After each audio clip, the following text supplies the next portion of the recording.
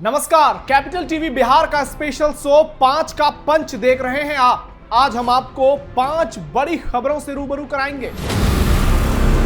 मैं आपको बताऊंगा कैसे केंद्रीय गृह मंत्री अमित शाह के बिहार दौरे को लेकर तैयारियां तेज हो गई हैं। मैं आपको बताऊंगी शराबबंदी को लेकर हो रहे बवाल के बारे में। मैं आपको बताऊंगा आईपीएस अधिकारियों को गिरफ्तार करने क्यों पहुंची पुलिस। मैं आपको बताऊंगी कि कैसे रिसेप्शन पार्टी में 2 सगे भाइयों की हत्या कर दी गई। मैं आपको बताऊंगा कैसे बिहार के लाल ने जीता पूरे भारत का दिल।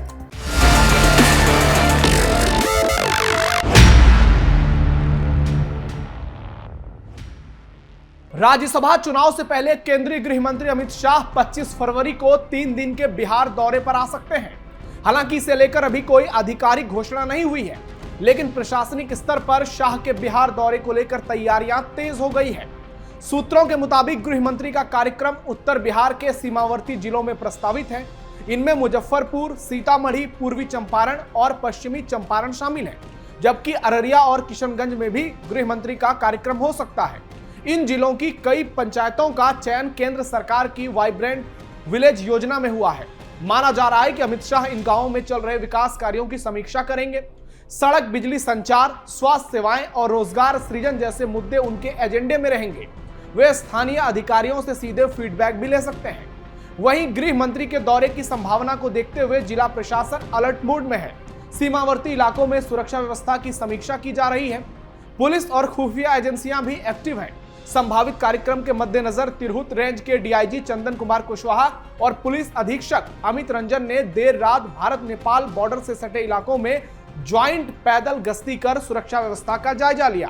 शाह का बिहार दौरा ऐसे वक्त पर हो रहा है जब पूरे प्रदेश में राज्यसभा चुनाव को लेकर चर्चा तेज है और हर कोई एनडीए में राज्यसभा सीट को लेकर दांवपेच लगा रहा है।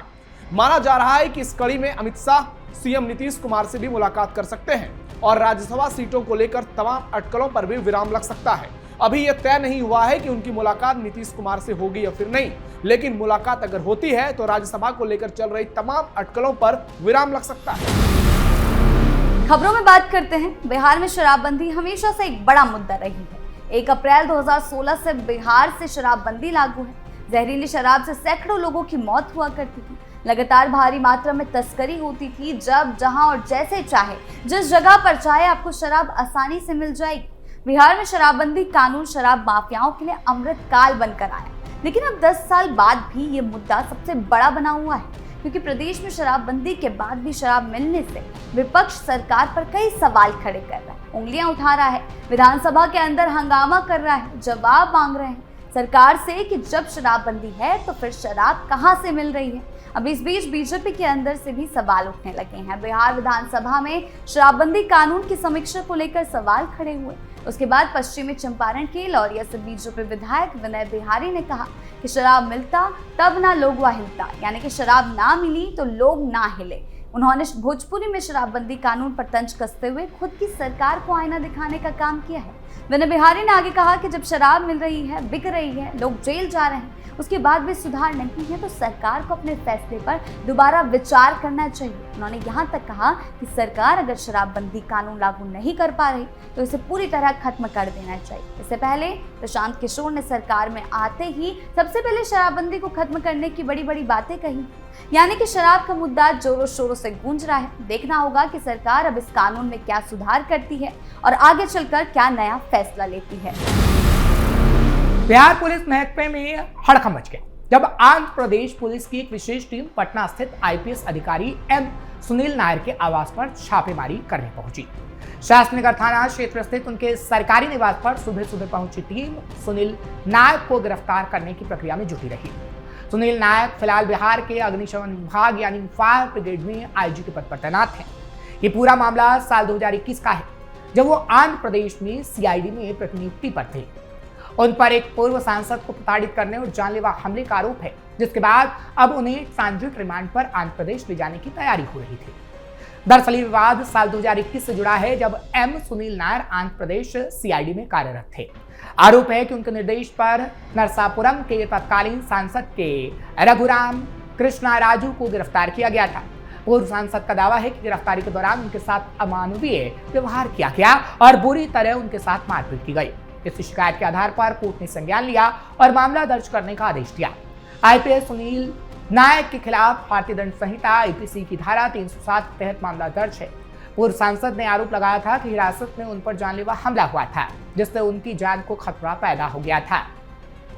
इसी गंभीर मामले में कानूनी शिकंजा कसते हुए आंध्र प्रदेश पुलिस अब अपनी जांच को अंतिम मुकाम तक ले जा रही है। हालांकि इस मामले में सुनील नायक को पहली कानूनी राहत मिल गई है, लेकिन उनकी जमानत रद्द हो गई थी। जमानत रद्द होने के बाद आंध्र प्रदेश पुलिस सक्रिय हुई और पटना के शास्त्री नगर स्थित उनके आवास पर दबिश दी गई। लेकिन जैसे ही पुलिस पहुंची, थोड़ी देर बाद खबर ये आई कि कोर्ट से उन्हें राहत मिली और उनकी गिरफ्तारी नहीं होगी, जिसके बाद अब मामला थोड़ा ठंडा पड़ता इस मामले में नजर आ रहा है। पटना के गोपालपुर थाना क्षेत्र के एक शादी के रिसेप्शन कार्यक्रम के दौरान उस वक्त सनसनी फैल गई जब हथियारबंद बदमाशों ने ताबड़तोड़ फायरिंग कर 2 सगे भाइयों की बेरहमी से हत्या कर दी। घटना रविवार देर रात की है, जब गांव में खेत में बने एक पंडाल में रिसेप्शन कार्यक्रम चल रहा था और सैकड़ों लोग वहां पर मौजूद थे। जानकारी के मुताबिक मैं आपको बता दूं कि करीब 10 से 12 हथियारबंद अपराधी अचानक समारोह में पहुंचे और करीब 27 से 28 राउंड फायरिंग की। गोलीबारी में 25 साल के मनीष राय और 20 साल के रंजीत राय को निशाना बनाया गया। पहले छोटे भाई रंजीत को गोली मारी गई, जिससे वो मौके पर ही गिर पड़ा। इसके बाद बदमाशों ने बड़े भाई मनीष को पकड़कर पंडाल से बाहर ले गए और ट्यूबवेल के पास उसको ले जाकर गोली मार दी, जिससे उसकी भी हत्या होगी। गोली चलने से पूरे इलाके में भगदड़ मच गई और लोग अपनी जान बचाने के लिए इधर उधर भागने लगे। घटना के बाद दोनों घायलों को अस्पताल ले जाया गया, लेकिन डॉक्टरों ने उन्हें मृत घोषित कर दिया था। तो वहीं मौके से कई खोखे भी बरामद किए गए हैं, जिससे फायरिंग की गंभीरता का अंदाजा भी लगाया जा सकता है। पुलिस ने मौके पर पहुंचकर जांच की शुरुआत की और आरोपियों की पहचान कर छापेमारी भी की जा रही है। शुरुआती जांच में जमीन विवाद को हत्या की मुख्य वजह माना जा रहा है। बताया जा रहा है कि मृतकों के परिवार का रिश्तेदारों से जमीन को लेकर लंबे समय से विवाद चल रहा था, जिसमें हाल ही में कोर्ट से फैसला आया था। इस दोहरे हत्याकांड ने इलाके में दहशत का माहौल पैदा कर दिया है और कानून व्यवस्था पर भी कई गंभीर सवाल खड़े हो चुके हैं। खेल की दुनिया में अक्सर खिलाड़ियों की पहचान उनके रिकॉर्ड से होती है, लेकिन बिहार के वैभव सूर्यवंशी ने साबित किया कि असली पहचान सिर्फ प्रदर्शन नहीं बल्कि संस्कारों से बनती है। रविवार को पटना के संकल्प सभागार में हुए सम्मान समारोह में यही देखने को मिला। मुख्यमंत्री नीतीश कुमार ने वैभव को 50 लाख रुपए का चेक और अंगवस्त्र देकर सम्मानित किया। मंच पर जब वैभव पुरस्कार लेने पहुंचे तो उनके चेहरे पर खुशी और गर्व साफ दिख रहा था, लेकिन जरा भी घमंड नहीं था। उन्होंने वहां मौजूद सभी बड़ों के पैर छू करके आशीर्वाद लिया।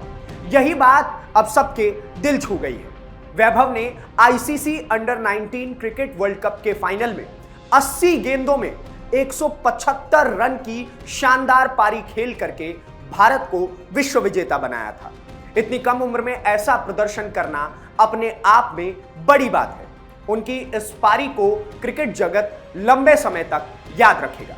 मुख्यमंत्री ने कहा कि वैभव ने अंतरराष्ट्रीय मंच पर बिहार का नाम रोशन किया है। उन्होंने वैभव को भारतीय क्रिकेट का उभरता हुआ सितारा भी बताया और उनके उज्जवल भविष्य की कामना भी की। वैभव सूर्यवंशी आज सिर्फ एक सफल खिलाड़ी नहीं है, बल्कि युवाओं के लिए प्रेरणा भी बन चुके हैं। खेल में मेहनत और जीवन में विनम्रता, यही उनकी असली जीत है।